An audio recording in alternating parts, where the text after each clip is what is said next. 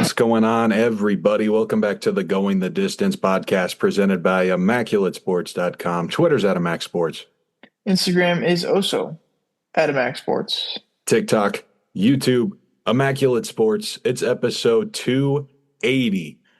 We not only have all 10 of our head coaches figured out, and we're going to talk about all of them. A bunch of stuff going on in the NBA. The MLB has had some big trades, not a lot of money being moved, but important players. But really, this episode is for one big reason. It's the Super Bowl this weekend. Yeah, it'll be a fun episode. I'm pretty sure I say that every time it's my turn to talk here. But Super Bowl prediction, of course, is always a good one. Grading the head coaching hires is always fun as well, too. We've been hinting at that for weeks now at this point.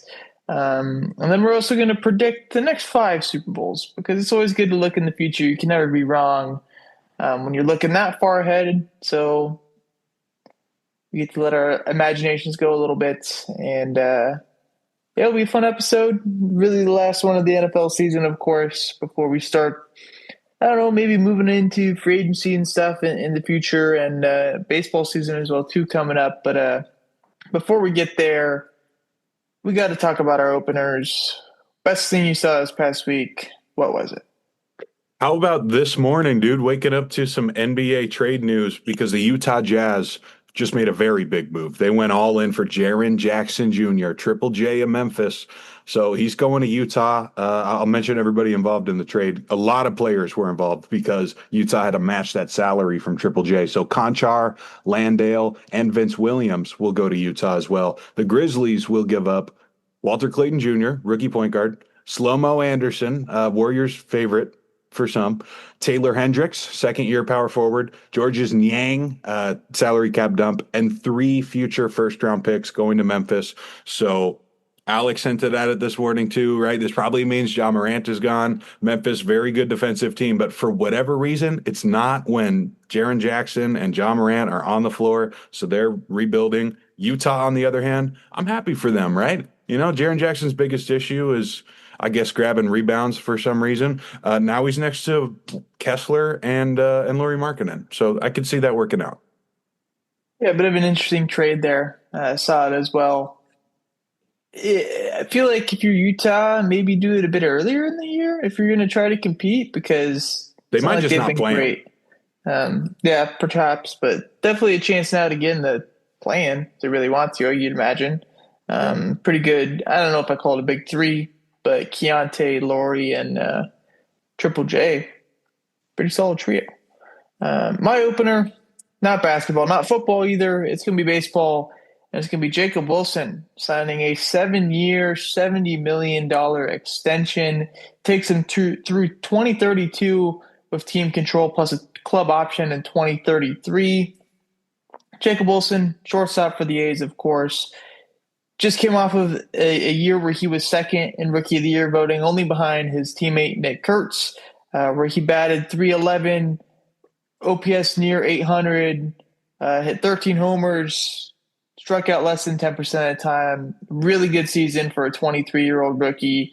I think the A's expect him to get better as well, too, put on some strength as he gets older, and maybe turn into a guy that can hit 20 homers while maintaining really good bat ball skills and maybe becoming a better defensive shortstop as well, too, if that's where they want him to be. But locking him up long term is very cool to see for an A's fan. And now it's not just a couple of players that are locked up. It's a core that's locked up for this A's team. And I think that means a ton to all of us A's fans that are still around with Rooker, Butler, Soderstrom, and Wilson now as well, too, of course. Feels good. And I know there's a long way to go. I know until Nick Kurtz is really locked up, that it might be a little hesitant because, that contract's going to be the biggest one and probably what will hinge the A's future the most. Until he gets some pitching, you maybe hold back on saying that they're playoff contenders. But regardless, to have 4 players that are going to go into the 2030s with this team at least is cool. And it's something that we've never been able to say before, looking so far in the future that, hey, you can buy a jersey for all 4 of these guys and really not be burnt in the time that jersey still fits you or whatever, So maybe not anymore. We're not really changing sizes for jerseys. But regardless, Jacob Wilson locked up for a long time. Feels very good. Yeah, this is big time, man, especially a shortstop, right? We talk about Atlanta sometimes and Anthopoulos, Alex Anthopoulos, the king of extending these guys right away. Even he couldn't get Dansby. So we got our shortstop, man. It's awesome. Down. Although maybe it's Leo in a couple of years. Who Could knows? be. But regardless, Wilson's playing shortstop now. Uh, and we got to get into where's your head at. We're no player, no pitcher, no rookie, no defensive player of the week this week because we're not talking basketball. We're not talking Venezuelan Winter League, whatever it is. So a week off from those, of course. No NFL games as well, too. So we're grading the head coaching hires. We have 10 of them that we're going to do. We only did 9 predictions for head coaching spots because Joe Brady or Sean McDermott got fired after we did that, which is ironic because we waited an extra week because we knew that some guys were going to get fired that already made the playoffs, aka Mike Tomlin, or he didn't get fired, but let go regardless. But we still kind of got burned there. However, we're going to do all 10 grades. We didn't really have a direct order through this, is what I was realizing. So I I just kind of did ranked them too. how we normally did, like AFC East, South, North, West, and then the NFC as well too. So we'll start off with Buffalo, hiring Joe Brady, offensive coordinator, originally for them after they got rid of Sean McDermott. All right. So Joe Brady, I gave him a B minus. Everybody likes Joe Brady as a play caller, but I think the problem here is pretty obvious. Buffalo has got a lot of turmoil inside the building, so they go ahead and hire their new head coach from inside that same building. So my grade comes out to a B minus when you factor in how this offense is still going to be scary, but the expectations are so much higher for Buffalo than most of the other teams on this list right now. And, another disappointing playoff run, and this guy could be gone too. And if they don't reach the Super Bowl, then Brandon Beane is gone too. And whoever that new GM is going to get his new head coach that he handpicks. So it's a rough spot. So I gave him a B minus because I respect his play calling, but he's number 6 in order for me. Yeah, I actually gave it a B minus as well too, and it's not as much as on Joe Brady as it's on Buffalo. Their owner said, like you mentioned, that they hit a playoff wall. They needed to, look somewhere else when it comes to the head coaching position, and then they hired somebody from within, somebody who's been here the whole time, or been there the whole time that they've been going through this. And it kind of goes exactly against your point, or the owner's point of, hey, I want to look somewhere else for this because we're hitting a wall. We need, usually that would mean you need some outside advice to get past it. And the hire from within um, just doesn't really make any sense when that's what you're saying. I think also if Joe Brady was, Clint Kubiak of this year, and if he wasn't going to get hired in Buffalo, then he was going to get hired in Vegas, Arizona, Atlanta, New York, wherever it may be, then yeah, it probably makes a bit more sense to go ahead and hire him and get rid of Sean McDermott. But Joe Brady didn't really have that. I don't really think he was there. Just serious time where I'm like, oh yeah, Joe Brady's going to go get this job somewhere else. It's really Buffalo or nowhere for him. So I think he was going to come back regardless. I do think he's a good play caller. I like a lot of his desperation play calls. He utilizes the hook and ladder a ton, which is fun to see. So some creative play calling there. I just don't know if that's really going to be the thing that gets him over it. So B minus for me is where I'm going. Miami, they look to the defensive side of the ball. They hired Jeff Hafley, former Boston College head coach, Green Bay Packers defensive coordinator, in your division as well too. So what do you think here about the Dolphins hiring? Right now, first reaction, this is the worst grade I'm going to give out today, D plus. And I don't dislike anything that Jeff Hafley was doing in Green Bay, but somebody's got to be at the bottom here. He's coming from 3 years at Boston College, which I just don't think is necessarily going to translate to Miami. It's not at all like Mike McDonald calling plays for Georgia and Michigan. They were in the playoffs every year. And every team, I feel like, is going to have a different grading system here. But when you factor in which teams could be a one and done, I think Miami is definitely possible with Jeff Hafley. Yeah, I do think that's possible too. I went a way higher grade. I gave it a B, so just a little bit higher than Buffalo's. And the reason why I did it is because of culture. I think the biggest thing with Mike McDaniel, he was a cool play caller. obviously drew up some offenses in the previous years that really, really worked. But he lost the clubhouse. The locker room was not his at all that last year. I think Miami wanted to find a guy that's more of a leader than Mike McDaniel. And Jeff Halfley's exactly that. Has he had the crazy record at Boston College and the super dominant defenses in Green Bay? Not really. No, but he is a guy that sets the tone. The scheme, I don't know if it'll go with him. I don't know if he's going to be turning into the Dolphins into a playoff contender in year one. I don't think so because there's a lot of cap hell going on in that team as well too. But I think he'll be fine. I think he gets a longer leash than some of these other guys as well too. So I went with the B. Is it going to be great? I don't know. It's still Miami. They haven't won a playoff game in such a long time, but I do think it's better than going with some of the other coaches that got hired. Next up, Baltimore, the AFC North, that had three different head coaches hired. They get Jesse Minter, former Michigan man, former Vanderbilt DC, I guess as well too. I found that out today. And then the Chargers DC these past couple of years. So I'm going from the bottom all the way up to the top here with Jesse Minter. This is my only A plus. Jesse Minter always felt like he was the belle of the ball to me of this group for a lot of different reasons, right? Only 42 years old, despite having so much experience. He's handpicked by the Harbaugh brothers multiple times, a great defensive mind, while also being that motivator that you're hoping to get out of Jeff Halfley. Of course, coaching in college helps with that too. But it's not just about the resume. I just feel like this is such a great fit for Baltimore because what they're going to ask from their new head coach is to beat the Steelers and improve the defense, and nobody will complain. And I think that's what's going to happen with Baltimore, even if they don't go on a Super Bowl run. Yeah, I don't think there's a single bad grade that goes with Jesse Minter over to Baltimore. I think he does really set the culture, what I think they still have good with Harbaugh. And the scheme, I think, gets a refreshing, which is necessary with how that team has also kind of hit their stalwart over the past couple of years.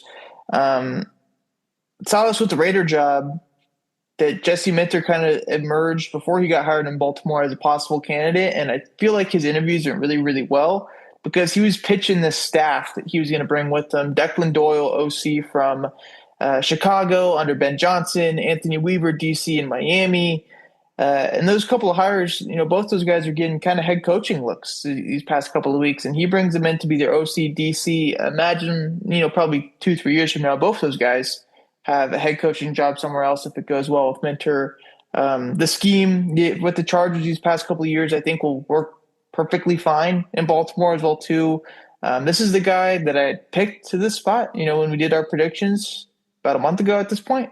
And he ended up going there because it seemed like such an easy fit. So an A for me, not quite the A plus, because I had somebody else get an A plus, but an A for Jesse Minter is still a really good grade. Next up to Cleveland, they hire Ravens OC, Todd Monken. So Todd Monken is going to be just above Jeff Halfley for me at a C minus because this is obviously another spot that could be one and done. I think Todd Monken has the right attitude for the Cleveland job. He's got a massive chip on his shoulder, but this Cleveland offense is a disaster, and Todd Monken's going to have to spend all of his time and his resources on that side of the ball without somehow digressing on the defense without Jim Schwartz. I think he definitely could get them closer to 500, but once again, I'm just predicting that this is going to be a very, very difficult job, and this isn't. It may be the answer for the next 2 years, but it's not the long-term answer in Cleveland. Yeah. This job was the least attractive job out of all 10 of these openings. Seemed like going throughout the process, it was Todd Monken, Jim Schwartz, or nothing, or like some super early chance on an OC that we did not expect to even get a possible job. This was just a bad year for Cleveland to try to get a new head coach. I don't think it was a good idea to even fire Stefanski. Todd Monken ends up being the guy, and this was probably the easiest one and done here, or two and done, based off of when that Cleveland job becomes a bit more attractive, based off of draft capital, spending, whatnot. Because I think Todd Monken's, immediately thrown under the bus with the roster that's not really ready to compete, doesn't really have a ton of money, and has a horrid QB situation with the amount of money that's committed to that position and the amount of talent being there. Um, I don't think the Browns did terrible with their options. I don't know if they had a ton of different ways to go, so I'll give it a D. But Todd Monken, I don't think was going to get any other NFL job anywhere else. So a D for me here. Last one in the division now. Pittsburgh goes with Mike McCarthy. I think I like it a little bit more with Mike McCarthy. I gave it a C plus. If I thought he was a one and done, I wouldn't be afraid to give him an F. I'm not trying to be safe here necessarily, but I do like what he brings to the table. It makes sense with Pittsburgh. For all the crap he gets for choking in the playoffs, Mike McCarthy always seems to get the most out of his quarterbacks, from Rodgers and Dak to Matt Flynn. And also speaking of Rodgers, maybe this was their way of keeping him in the building for another season. I could definitely see a 3-year run from McCarthy where they do sneak into the playoffs, so he's not at the bottom for me. I gave him a C plus passing grade. Yeah, Pittsburgh and Mike McCarthy are an interesting one. For me, it kind of felt like the Steelers just hired Mike McCarthy because he's from Pittsburgh. Like that was the sole reasoning behind it. Because when you look at Mike McCarthy's last 2 years in Green Bay, comparison to the 2 years first after he left Green Bay, offense really bad, really bad, really good, really good once McCarthy left. Same thing happens in Dallas. The last year he was there, their offense was like 27th in EPA per play. He leaves, Shoddy goes in, who is his OC, and the Cowboys offense is off and running again. And I know,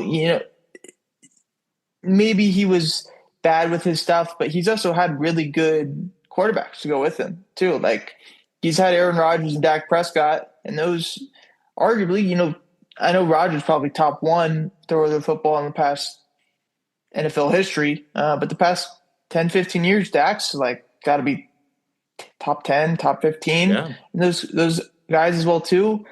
Now he's got it's technically Aaron Rodgers again, maybe, but he doesn't have that superstar quarterback. It's going to drag him out of these rough situations and get him into the playoffs. The defense is old. I don't really see them getting better as well too, and it doesn't really have any identity from a team right now. And I don't think Mike McCarthy is going to go in and be like, you know what? Let's rebuild. Let's go ahead. Let's blow it up and let's go draft QB round one. Although I don't know who that would be right now, but it just doesn't really seem like a spot that they're going to go ahead and do a full rebuild, which I think is necessary for Pittsburgh.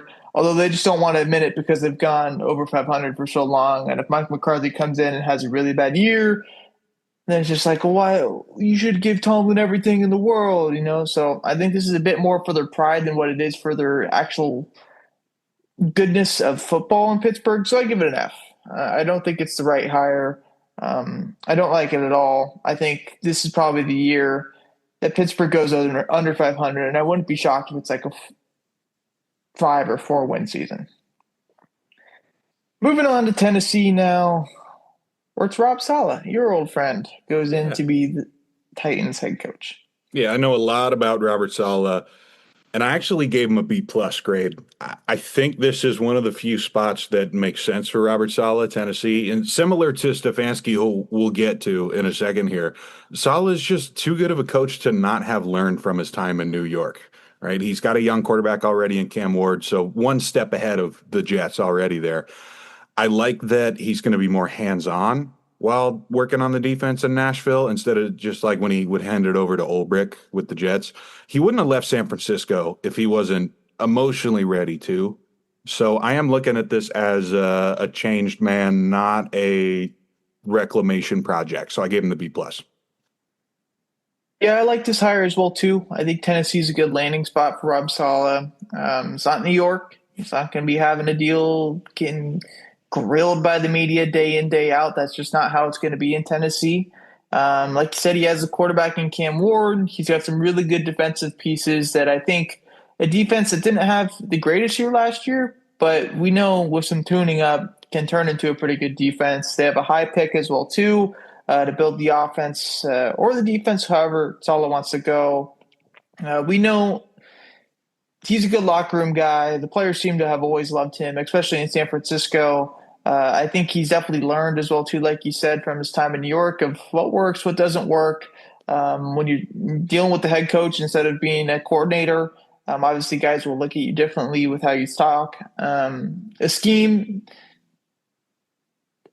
I don't know, but he's always gotten the best out of his players on the defensive side of the ball. That's impossible to deny. So I think he's in a good spot with Tennessee, and Tennessee's in a good spot with him. So I gave it a B plus.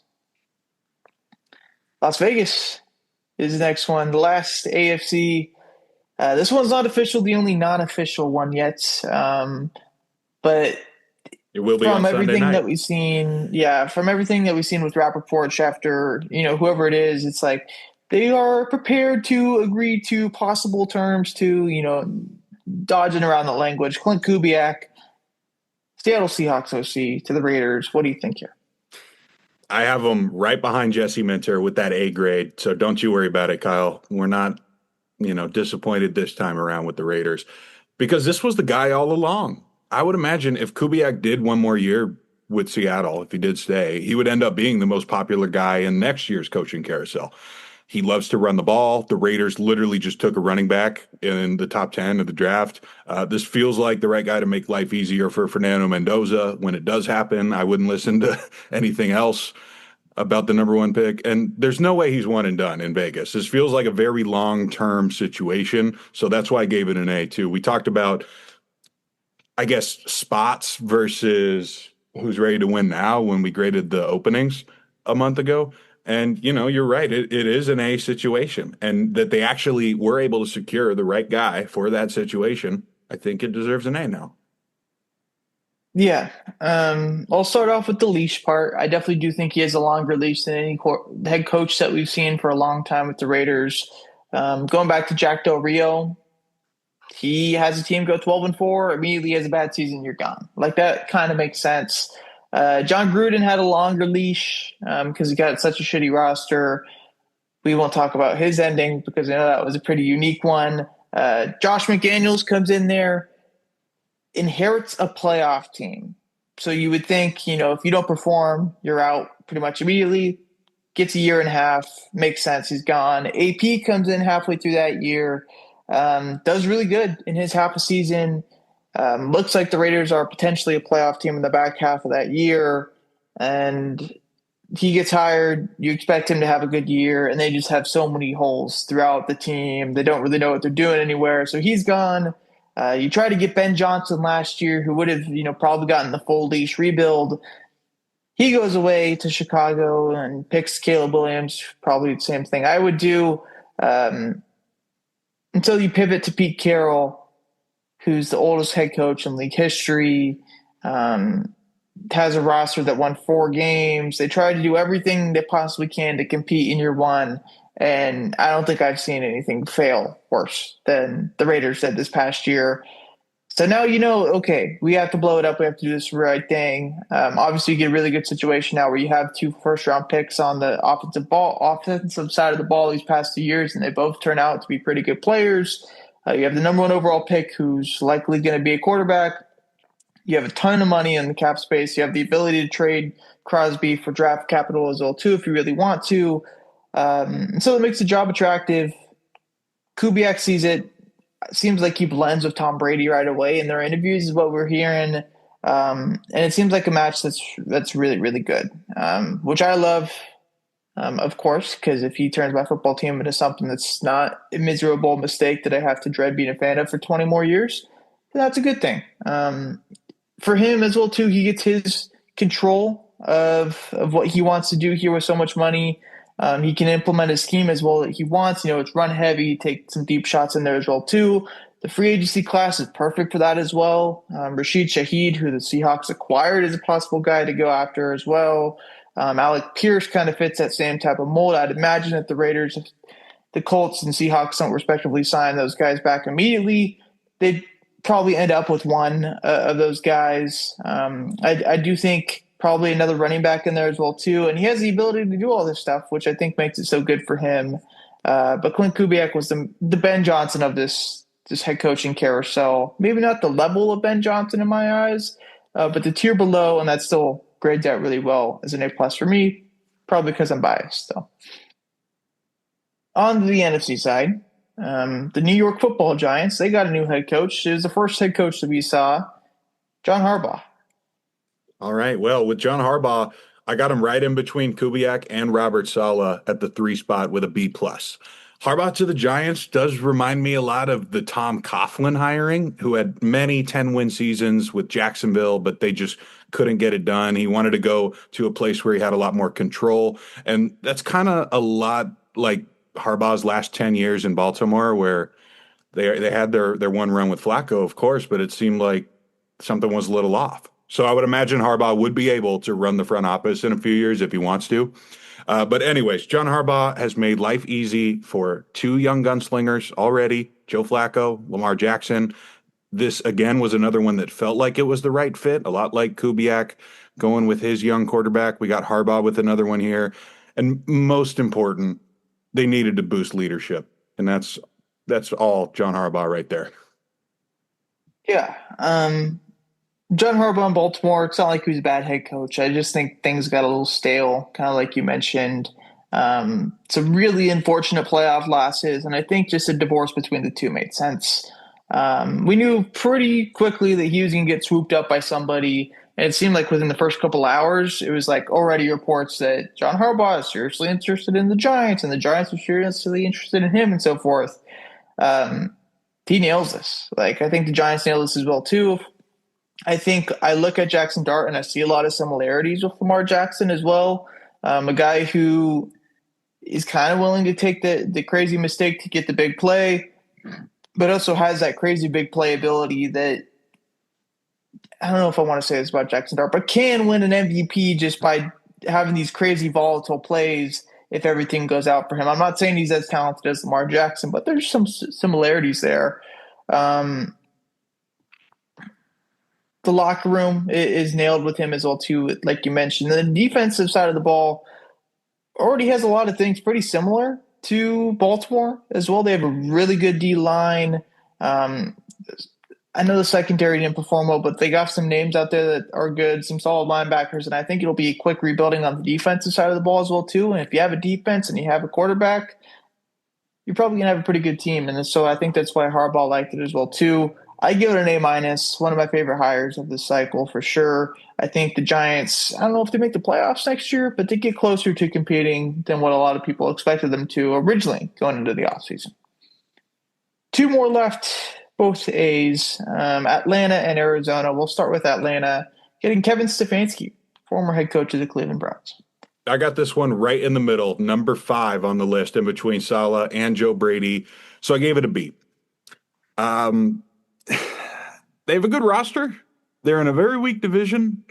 Stefanski's one of the few guys that could actually win some games in Cleveland. So I will give him the benefit of the doubt on his second time around here. I feel like it's just going to be overall way more comfortable for him in the South, having a rivalry against Todd Bowles and Kellen Moore rather than Baltimore, Pittsburgh. You would hope if he still got something inside of him as an offensive mastermind that he was known for with Baker Mayfield on their one great run, that they'd be able to go on a couple runs themselves here. So I put it right in the middle. I really like Stefanski to Atlanta. This is where I originally predicted it to happen. And I didn't just predict it because I thought it would happen. I predicted because I kind of liked it to happen. I think Atlanta's got a very playoff-ready roster. I know Kyle Pitts is a free agent, but outside of that, Drake London's locked up. Bijan's there. Quarterback situation is kind of interesting, but also kind of similar to Cleveland as well too. So it's not something that he's completely, foreign to the idea of having a $40 million backup quarterback. The defensive side of the ball has two young pass rushers. It has Jesse Bates, AJ Terrell, a couple of former Pro Bowl level defensive backs. And I think this team is ready to go. Raheem Morris, I think, did a worse job of a coach than what a lot of people are giving him. I think that roster is super talented. I think I picked Atlanta to win the division one of the times or two of the times in the last couple of years when Raheem was there. I think it'll go well. And like you said, it's not a division where you need to be perfect to win a football game inside of that division like it is in the AFC North against Baltimore, up in Pittsburgh, against Cincinnati that is going to put up 40 points every time that you play them. You just got to be okay in the NFC South. It's probably the most polar opposite division in football when it comes to rivalries and whatnot. And maybe that's just tone deaf because we're not in it and we're not seeing it from the West Coast. But I like it. I think Atlanta's going to be good. I immediately put them probably as the top team in the division now with Stefanski at the helm. So I give it an A. I really like it. Okay. And then the last one, from a ton of experience to the Jets OC. Obviously the Rams OC as well too, but in my mind, he's still the Jets OC. Mike LaFleur to the Cardinals, 5-year deal. What do you think here? I gave it a C+. I would hope he gets a way longer leash than Mike McCarthy or Todd Monken, so I have him slightly above those guys. But I love Mike LaFleur. He did a lot of good things with a very cursed Jets offense, so his success with the Rams shouldn't be that shocking to most people. I could see these guys putting up a ton of points if they finally do get the right quarterback in there in Arizona. However, this wasn't a very, very highly sought after job because there isn't really a good option for them at quarterback this year or before next year. So if they are done with Kyler Murray, that will be tough. But I still gave him a passing grade here because I like the philosophy. I like the track record. Maybe it's a year too early, so he's not going to be that high on the list, but I get it. There was nobody else with any potential available. Yeah, the Cardinals ran out of names. I think they took too long in their head coaching process, which is partially why I brought down the grade. And I think LaFleur is a little too early to get a head coaching job. I think this is a job that we see maybe LaFleur get fired after 2 years, him spend a couple of years as an OC, get hired somewhere else after that, and be like, oh, that's a really good hire. This is a guy who was just a little bit too premature in his job. I think especially if you're an OC that has not called plays in a good span. You called plays with the Jets, but not with the Rams over the past couple of years. And that's a whole different offense that he experienced in those 2 years in LA. And so I think the right step up would have been OC to play calling duties, to OC with play calling duties to head coach. And we're just missing a step there. And unless he brings in, super talented DC that has a ton of experience and a lot of just NFL wherewithal to his staff, I think it's going to go really bad really quick just because of not having the locker room and not really knowing what to do with these guys because you haven't been a head coach before and don't have anybody in there that's going to be able to do it.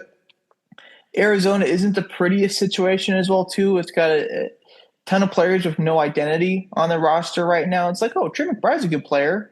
Marvin Harrison's a good player. Michael Wilson's a good player, but how do we really, get everything going with them? Because that team's been so identityless the past 3 years with Jonathan Gannon. The quarterback situation is interesting with Kyler Murray as well, too. The guy who's pretty much kicked out of the building. Do you want to just, Kyler, yeah, it's your job again. Go be the quarterback for the Arizona Cardinals. Actually seems like a pretty good idea, but you just don't know. And I think there's so many uncertainties with Arizona that it makes it a tough job for LaFleur to take over a guy like, Vance Joseph, I think was the guy that we both had picked for this spot, or even like a Todd Monken or a Jim Schwartz or somebody who's had so much NFL experience would have been the right spot. But I think LaFleur is a little too early for this. So I give it a D+. I hope he works out well just for his sake, but I just think it's doomed from the start, with how it seemed like he was their fifth option. LaFleur was kind of just taking it because he didn't have any really other place to go for now. And he's getting thrown into a hell of a division with Shanahan, McDonald, and McVay as head coaches who, are going to scheme the shit out of him for at least the first however many years he's there. So I think it's really rough, and I don't think he's cut out for it, unfortunately. So D+. Yeah, they'll be in number one pick conversation for sure. Yeah. With head coaching grade hires done, or head coaching higher grades done, we move on to the main event, the Super Bowl preview, the Seahawks and the Patriots at 3:30 on Sunday at Levi Stadium in Santa Clara, California. I think it's funny, all the media people coming in for the Super Bowl, being in San Francisco being in San Francisco, there was an event held and then they had media day, I think at the SAP Center in San Jose or something yesterday. And nobody realized it's like an hour apart, especially when you're driving in traffic. So that was kind of funny. A lot of people realizing how big the Super Bowl is or how big the Bay Area is. The Super Bowl is obviously huge, but the Seahawks and the Patriots, Seahawks 4.5 point spread, 45.5 total. Yeah, guess I'll just go right into it. How do you think this game plays out? All right. Well, first of all, this is a classic Super Bowl matchup, right? Elite offense against elite defense for most of the season. Veteran former player head coach against the new guys on the block, and a rematch of the two teams that had one of the best Super Bowls of our lifetime. So already there, I'm excited before we even get into the players and the teams. So let's start with New England. They're coming off of the ugly snow game in Denver, and even the game before that, a really ugly one against Houston. Probably even snowed a little bit in that one too. As an offensive-minded team this year, they've been able to win with the defense too. They had 4 picks in that Houston game, so that's the way that they have to do it if they want to win. They got to get home on the blitz against Sam Darnold. They need to be the aggressor in this one and throw Sam Darnold off his game. Now to Seattle, known for being one of the more balanced teams in the league. Very scary defense, too. Kenneth Walker, Jackson Smith, and Jigba have been on fire. I think the key is to go to those guys early in the game, feed your biggest playmakers, try to get an early lead, and then let the defense stay aggressive in the second half because they're not going to be the team that's manufacturing the aggressiveness, if that makes sense to you, compared to Mike Vrabel. And also forcing Drake May to be on the run all night because you would imagine a young quarterback in his first Super Bowl is bound to make some mistakes. So overall, I'm expecting a much better game than last season, right? Neither offensive play caller is going to be the one that wants to make the mistake going for it on that 4th and 6. They're going to punt. So I got Seattle winning 27-24. I guess technically they're not covering the current 3.5 point spread. We'll see what it goes down to on Sunday. But I think they could definitely hit the over. This game is in Santa Clara, right? Not Chicago. So someone's going to hit on a deep shot. They're going to be more willing to try to push it down the field in the right situation. My Super Bowl MVP, of course, would be Sam Darnold. He has the best odds right now out of everybody. I have no hard feelings. I hope he gets it. Sam always just wanted to beat New England. That was his biggest goal. And then he gets mic'd up with the ghost thing. So this would be the perfect redemption for him right here. I'll start it the same way that you did. Pretty cool game. Definitely feels like I don't know if I say definitely actually. I was gonna say passing of the torch, but not really. It kind of feels like one of those one-off Super Bowls where we know Patrick Mahomes is still looming, in the AFC side especially. And it could be, one and done for the Patriots, or it could be a start of a brand new dynasty with Drake May. We've seen it, of course, before with the Patriots, and a young quarterback. So maybe there's something there. Maybe there isn't. But a lot to prove for Drake May and the Patriots in this game, and Mike Vrabel as well too. And then on the other side, Seattle, it feels like they are going to be here for a while, especially if the Sam Darnold's the guy long term. The defense is fierce. The offense, in the grand scheme of things, doesn't feel like they have too many different things, but they're still so damn good. Maybe it's a Kubiak thing, and hopefully it is a Kubiak thing. And maybe they're solely in the Super Bowl because of Kubiak, and that'd be great. But probably not. My keys to the game: New England run defense, one of the best in the NFL. They got to stop the run early in the game. That's what Seattle wants to do. They want to set the tone. If you get Sam Darnold into 3rd and 8, 3rd and 9, 3rd and 10, whatever it may be, 3rd and long, that's when you win the football game by making him force it into a spot with Christian Gonzalez, into a spot with 2 of your safeties, into double coverage, where it's not these play action passes that are built on the run. If you stop the run, you probably are in a lot better spot to win the football game. And if you're Seattle, it's kind of the exact opposite. You want to get in Drake May's face as much as you possibly can and get him to force it out to these subpar wide receivers that he has. No offense to Stephon Diggs, Kayshon Boutte, especially Matt Collins. I love Matt Collins. But Diggs has seen better days. He's coming off a torn ACL. Boutte's in his 2nd year. Matt Collins has never been more than a wide receiver 3 in his NFL career. If you got one-on-one, it's still not that crazy good of a matchup. And I think the Seahawks got to get into that shitty O-line as much as they possibly can. They gave up like 6 sacks against Houston, gave up 5 sacks to Myles Garrett alone earlier in the year. And I know Seattle doesn't have like one specific guy on their defense who rushes the passer great. He's great. Don't get me wrong. He's very good, but it's not a Myles Garrett, TJ Watt, or anything like that, of course. So they got to find as many ways as they possibly can to get into Drake May and pressure him as much as possible. But with that being said, Seattle's offensive line is really good. I think they're going to be just fine against New England's really good run defense. And I think Sam Darnold and the Seahawks are prepared early in the game to be like, oh, you know what? We might have to pivot a little bit if Kenneth Walker's not getting it done. And with how Sam Darnold played in the NFC Championship game in a cold environment versus a defense that he struggled with early in the year, I'm a lot more confident in Sam Darnold than I was 2 weeks ago. He balled out in that game. That was the best game in his career by far, unless there's a Jets game I'm forgetting about. But obviously none of them, add up to the NFC Championship. He hooped, and I think he had a really good chance, regardless of where he's going, to get the ball to JSN, to get the ball to Cooper Kupp, who we've seen coming more alive, and even A.J. Barner, who a Patriots defense has struggled with tight ends this year, could be a guy that gets going in this game. On the other side, I don't see Ramondre Stevenson being a huge game changer. Maybe he scores a touchdown in this one, but I don't think he's breaking a 75-yard run.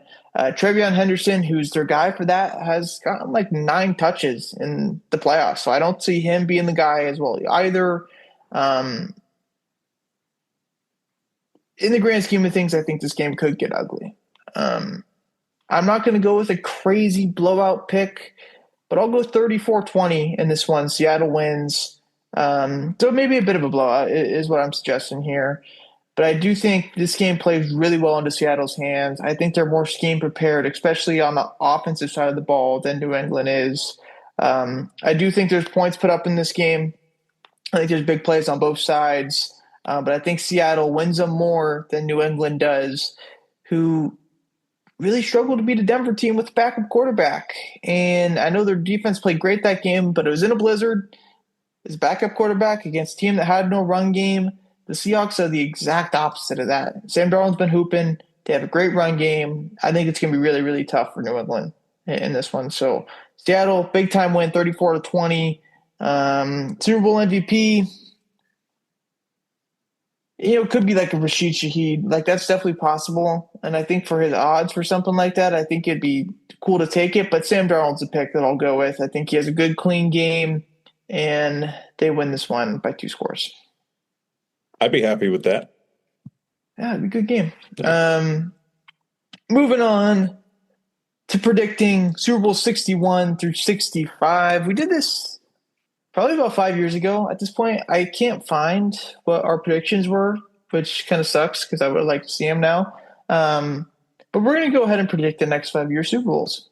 Starting off with Super Bowl 61 in 2027. This one is in LA at SoFi Stadium, so the second Super Bowl that they've held there. Who's in it and who's winning? I didn't do MVPs for any of these because it just could be too tough to tell. So who's winning the Super Bowl and who's playing in it? So I feel like 2 years ago when we did this, I think it was, I was trying to figure out who was going to start the next dynasty, and I probably had like Detroit and the Raiders twice. So I went with a different strategy. I don't have a whole ton of repeats. I'm just trying to go with who could get hot at what time period. So let's start off with Chicago and Jacksonville for Super Bowl 61. Caleb versus Trevor Lawrence would be awesome. History tells us this is insane, and one of these teams is going to fall apart and trade one of these guys. But I don't care. Both these teams finished up the year so hot and just got some tough playoff matchups. They could definitely be back. It's Super Bowl 61, of course, next year. I think a lot of things change in the NFL year over year, so it's so tough to predict once you get out into 64, 65. But 61, as we saw this year, just because something happened last year doesn't mean it's going to go the same this year or the next year. I have Baltimore as my representative in the AFC. I think Jesse Minter and that offense And defense gets going really, really well. Lamar Jackson plays at an MVP level. Derrick Henry still has one more good year left in him at least. The offense still has some money to spend actually, so maybe they add a wide receiver. Defense is playoff ready if they're healthy. So I have Baltimore being the AFC representative here. And on the NFC side, there's so many different teams to pick. I think there's legitimately probably 8 teams that you could choose to the Super Bowl and be okay with. I went with Green Bay as my pick. I think they have a good bounce back year. Jordan Love, if he stays healthy, that's great. Josh Jacobs, hopefully he stays healthy throughout. I know him being hurt in the second half of the season kind of hurt their run game a bit. And if Micah Parsons comes back healthy, I expect this Green Bay defense to be good. If they win the division, it's going to be a whole lot easier, of course. But regardless, I have them in the Super Bowl, and I have Baltimore winning the Super Bowl as well, too. So Jesse Minter becomes Super Bowl winning head coach in his first year in Baltimore. Super Bowl 62 is in Atlanta. Who do you have playing in this one? Okay, in this Super Bowl in 2028, I know I said I wasn't going to do this a lot, but I am missing Kansas City and Philly this season. I feel like they let us down, man. And at some point, here's the thing. Philly's got a perfect system. They're just a little unorthodox with their play calling these days. And Kansas City, as long as Patrick Mahomes is there, they're getting back at some point. It's bound to happen. I don't care if Andy Reid is gone or not. I have Kansas City beating Philly in the last KC Philly round number 3. Kansas City breaks the tie in 2028. I have Kansas City as my AFC representative as well, too. I think Andy Reid retires after this next year. Kelsey retires, too. Their head coach, Kellen Moore or Kevin O'Connell. It's going to be one of the two in my eyes. I think Kellen Moore would be a super fun option. I think realistic as well, too, with how he's performed in his limited opportunity and his resources aren't being that great. So I think if there's a situation where he can go to Kansas City, he would take it. So I have Patrick Mahomes getting back into the Super Bowl. And who they play is the Chicago Bears. This is year 4 for Caleb, year 3 for Ben Johnson. Probably no Kevin O'Connell, maybe as well too. He's an option for Kansas City's head coach at this point, so maybe he's out, making that division a little bit easier. Ben Johnson comes back after LaFleur, and the Packers make the Super Bowl, and they take their spot in the Super Bowl. But Kansas City beats Chicago here. It could be like this, Brady Mahomes matchup where it's like, oh, the young gun versus, the old head who's won a ton of Super Bowls. But I just don't think it's like that. So Kansas City wins this one here, and Mahomes raises his 4th Lombardi. Super Bowl 63, potentially in Las Vegas, is what I'm seeing. I saw they have exclusive rights to the bidding in the Super Bowl, but I don't really know if you're bidding, if you have exclusive rights. I don't really know what that means. But say it's in Las Vegas. Super Bowl 63, who's winning? Who's in it? What do you got? All right. With this one, I'm also going with a familiar matchup, except it's not from our lifetime. It's from the mid-'90s, Green Bay and New England. That game was Brett Favre against Drew Bledsoe. Amazing game. Green Bay pulled it out. I'm going to do it again here. Green Bay beating New England. I'm not quite ready to say it's the perfect situation for Green Bay to go on this Super Bowl run, but I think they have the right blueprint, right? I like LaFleur. I think Jordan Love is good enough. He's talented enough to do this, maybe just not the right supporting cast. And New England, I would imagine if the Jets in Miami can never figure it out, that's just an automatic trip to the playoffs every year. Them / Buffalo are bound to make a run at some point. So I have Green Bay getting one. All right. AFC side, I've got Kansas City going back in. I think it's anytime you pick Kansas City for that, you don't really have to explain it. You just know it's going to happen at some point. On the other side, I have the Rams getting in. And you might be like, oh, Matt Stafford's 37, 38 years old. He's probably not going to be playing 3 more years. And you're right, he's not. So they trade for Joe Burrow, and that's the guy who ends up being the quarterback for the Los Angeles Rams in 3 years from now. It makes sense for Joe Burrow. It makes sense for the Rams. It makes sense for McVay if he wants to be there long term to go get a guy like Joe Burrow. And And when he goes in there, they just go off. This team is a match made in heaven. Joe Burrow as being LA's quarterback is just, a magazine type of fits. They win the Super Bowl in Super Bowl 63 in Las Vegas, and Joe Burrow gets to hoist his first Lombardi after losing to the Rams like 8, 9 years ago at that point. Super Bowl 64, we don't know where it's at, but we'll find out who's in it Yeah. between our guests. What do you have? So in 2030, I decided to get a little weird here, Kyle. Both these teams have very funky futures, but my matchup is going to be the Washington Commanders and the Indianapolis Colts. I'm not quite done with Jaden Daniels. It's plus there's always a team that they go all in and they screw up so badly that they end up with a generational quarterback like once every 10 years. And I guess Indianapolis is where I'm headed with this, even if it's not this year, right? They don't have their picks for a while with the Sauce Gardner trade. At some point, they could run into some draft luck. Washington, on the other hand, hey, it's even if Dan Campbell is still there, I think it's possible. Probably not. Either way, Jaden Daniels feels like he belongs in one of these games. I think he just had an unfortunate injury. We're not talking about RG3 here. We're talking about maybe just a slight step back that delays him a couple years. I'll start off my NFC side. I have the Rams getting back in. If Joe Burrow's there, I think that's the boring pick on this side, especially if I already said the Rams for once. AFC, I was struggling. I was like, do I go back to Kansas City? That's definitely possible. Do I want to be that boring, though? So I went with Houston. I say CJ Stroud's out after next year if he doesn't improve. They draft a QB, whether it's a pick that you trade up for to try to get or a pick that you have later in the first round. We know next year's quarterback class has a chance to be really, really good. I'm not saying who they take because I want to leave that kind of, a mystery. But it works out. They make it to the Super Bowl in year 3 with this quarterback. D'Amico Ryans is still there. Will Anderson, Derek Stingley, Kamari Lassiter are still there as well, too. On the defensive side of the ball, gives you way too much time to be able to adjust your offensive line as well, too. So you expect to do that. But Houston loses to the Rams because Joe Burrow in LA is just, it's unstoppable for the first couple of years. I can imagine. Super Bowl 65, the last one that we got.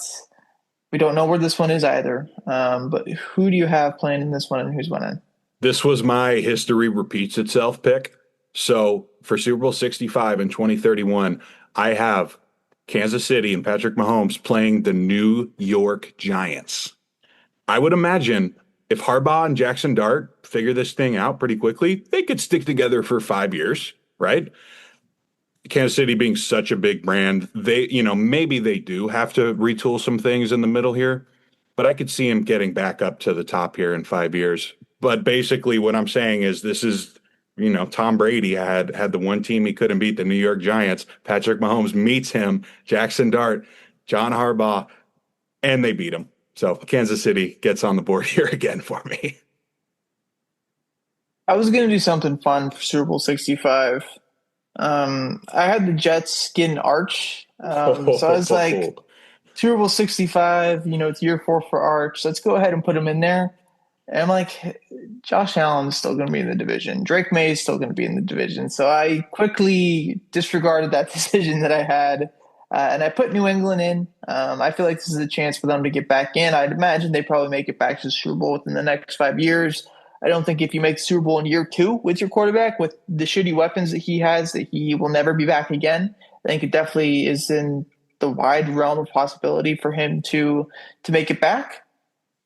On the other side, I had Chicago in Super Bowl 62 2 years from now. And I have them getting back in Super Bowl 65, a 2-year break. I don't know if it's like a Los Angeles, Chicago NFC championship every single year type of thing. But I do think Caleb Williams and Joe Burrow will have some good battles in the playoffs. I think he gets them in this one because it's in Chicago. I guess they get the 1 seed here. Jordan Love is now old, I guess, apparently. Dan Campbell's got his own restaurant in Detroit rather than being a head coach. Who knows? But Chicago gets the Super Bowl here, and I haven't beaten New England. So Chicago hoists the Lombardi for the first time since, 85? So Yep. Super Bowl 65. I don't know what year that was, but or what Super Bowl it was in 85. But regardless, Chicago wins the Super Bowl there. That's where we're at for our long term Super Bowl predictions. Add it to the spreadsheet. Yeah, I gotta find that. I gotta see what it was. But anyways, moving on. Some MLB stuff happened in the past week. I'm trying to figure out what last Tuesday's date was. The 27th.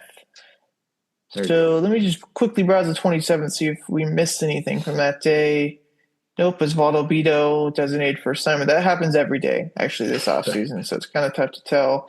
The 28th, not much. Oh, I actually didn't even see this. Edward Julian went to the Colorado Rockies for Pearson Ole and Jace Kaminska in cash. I wonder if he's playing in the tournament. The World Baseball Classic? Yeah. Maybe with Canada, but that could be interesting with Eddie Julian. He was really good a couple of years ago. Had some problems, being a little too passive at the plate, I think, was his issue. But Colorado obviously gives him a chance to possibly play every single day. Nothing else on the 28th. It looks like the 29th, we got Cal Quantrill, minor league deal with the Rangers. Marco Gonzalez, minor league deal with the Padres. Wow. We got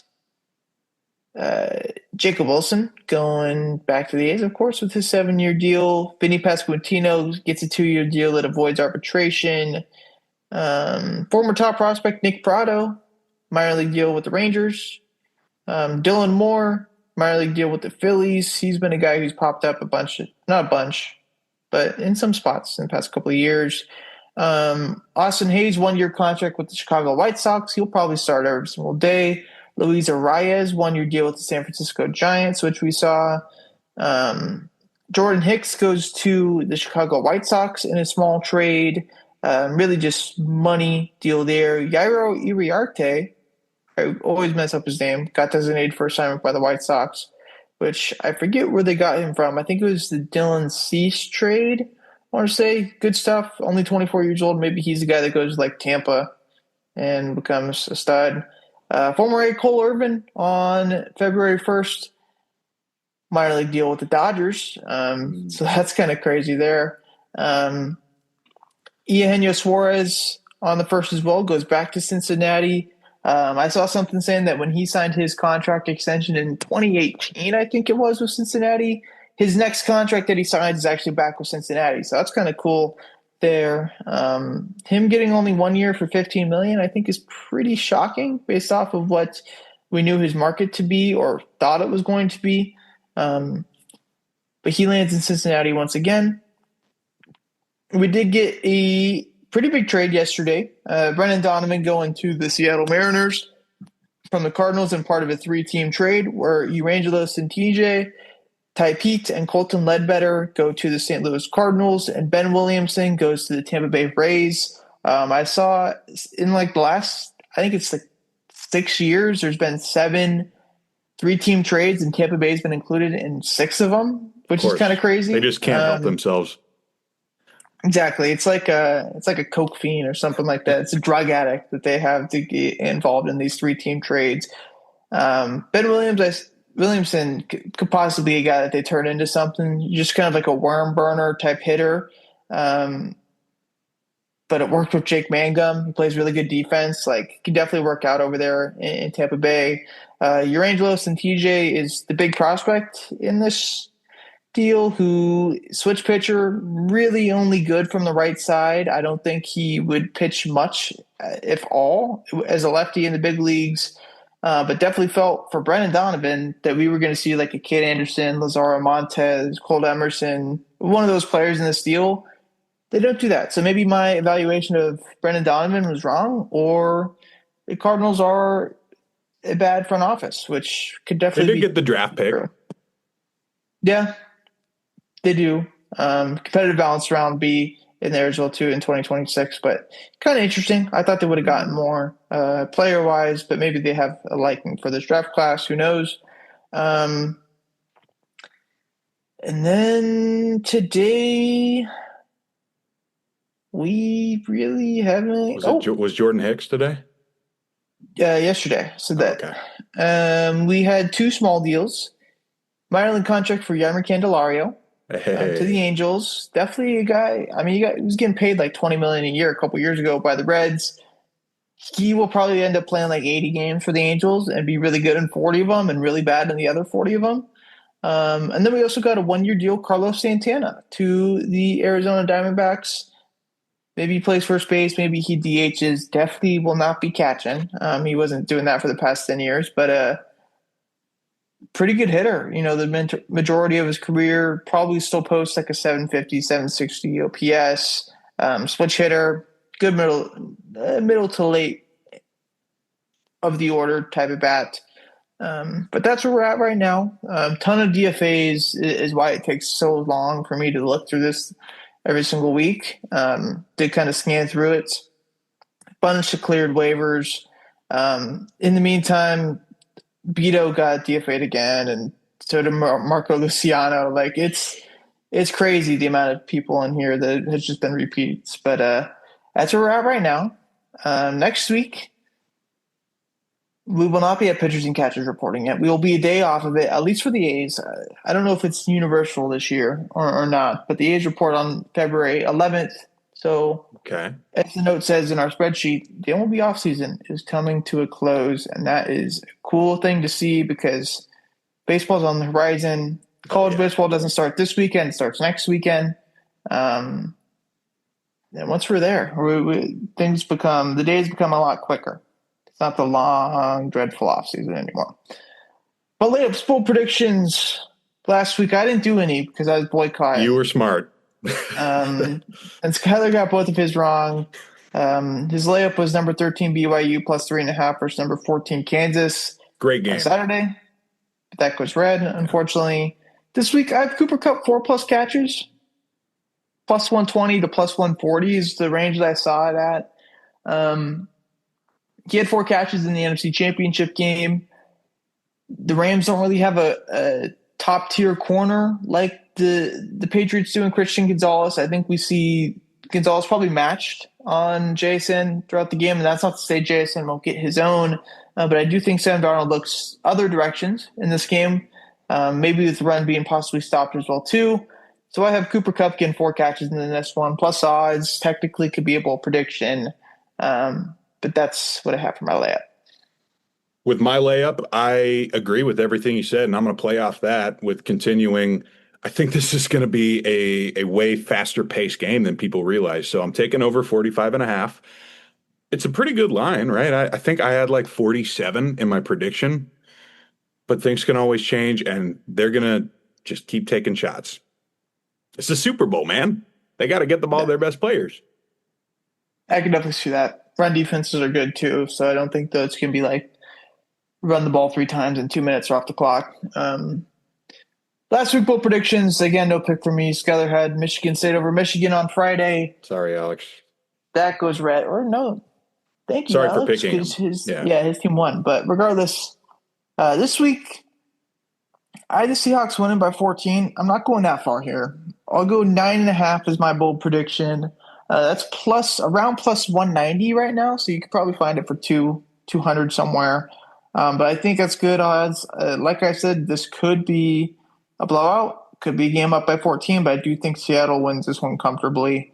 But I do still think it's going to be a great game. We got a little bit of Seattle wide receiver rivalry here, Kyle, because I'm going Rashid Shaheed anytime touchdown plus 360. And of course, both things can happen, but I feel like every time I see Cooper Kupp get another catch, I'm gonna be like, Shaheed down the sideline. Come on, boys. Anyways, here's the thing. I just mentioned it. It is the Super Bowl. This is the biggest game of the year, the last game for everybody this year. You want to get the ball to the most explosive athletes on the field. Rashid Shaheed is definitely one of them on both sides for this game. If he's open, take the shot, Sammy. Just go for it. Well, here's my thing with Rashid Shaheed. I don't Yeah. know if it's going to be Sam Darnold that gets him the ball. I think it's going to be Andy Borregales that kicks him the ball and Maybe, he takes man. it back. Maybe. Um, but regardless, I like that pick for the odds. Like I said, he could be an MVP possible if he has a punt return and it's like a blowout, and he has a punt return that just kind of blows up the game. Definitely think it makes sense. But yeah, that does it for episode 280. We'll just keep talking about 280 for right now. Super Yeah. Bowl this weekend should be good. We both had Seattle. I had a bit more of a blowout, but I do still think it's going to be a very good game to watch. Um, it should be a good week. It should be a good weekend. Going to see a golf tournament this weekend. All right. Waste Management Open. Oh, okay. Okay. Yes, so that'll be a bit crazy. Might be my opener next week if I'm alive still. But next week, 281, good segue there. We will talk about, I don't know, The new Super Bowl champion. new Super Bowl champion. There's going to be a bunch of NBA stuff. Here's the thing, man. Before we get out of here, I don't think Giannis is getting traded. I know we talked about it a little bit, but there's been a lot of news. I'm not buying it. But we're going to see some crazy stuff though, because it's the NBA and they overreact about these kind of things. Yeah, yeah. How about Jaden Ivey, least improved player of the year? He goes Yeah, to Chicago. Maybe more PT will turn into something for him, but he is coming off a broken leg. I'm not giving up on him, but Chicago's yeah, got like 9 shooting guards on their roster right now. yeah, it's true. I also don't think Giannis gets traded. I don't want the Warriors to trade for him at this point. It's just too much of a mess. Wait until next year, miss the playoffs, go get a top 10, top 8, top 6 pick, whatever it may Exactly. be with this draft class. And I know maybe it doesn't turn into another ring for Steph, but at least we won't have 15 years of terrible basketball to watch just because we wanted to get Steph to the second round. Hmm. You could trade Draymond, though. I don't care. Yeah, at this Nobody point, wants man, him. right? He's averaging a Yeah, technical every night. just how it is, man. But at least you got Macklin celebrating, yeah? I guess, but they've lost 4 in a row. I So, or know. 3 in a row. Yeah. 4 in a row. I don't know. One of the two. Either way, we'll see you guys next week. The Olympics start next week, predicting the winner of every single event. Maybe we'll do that. Shout out Lindsey Vaughn, even though she tore her ACL last week, still competing. Um, so Can't give it up to imagine the that. US of A. Yeah. Yeah, All right, Kyle. We'll see you next week. we will see you next week.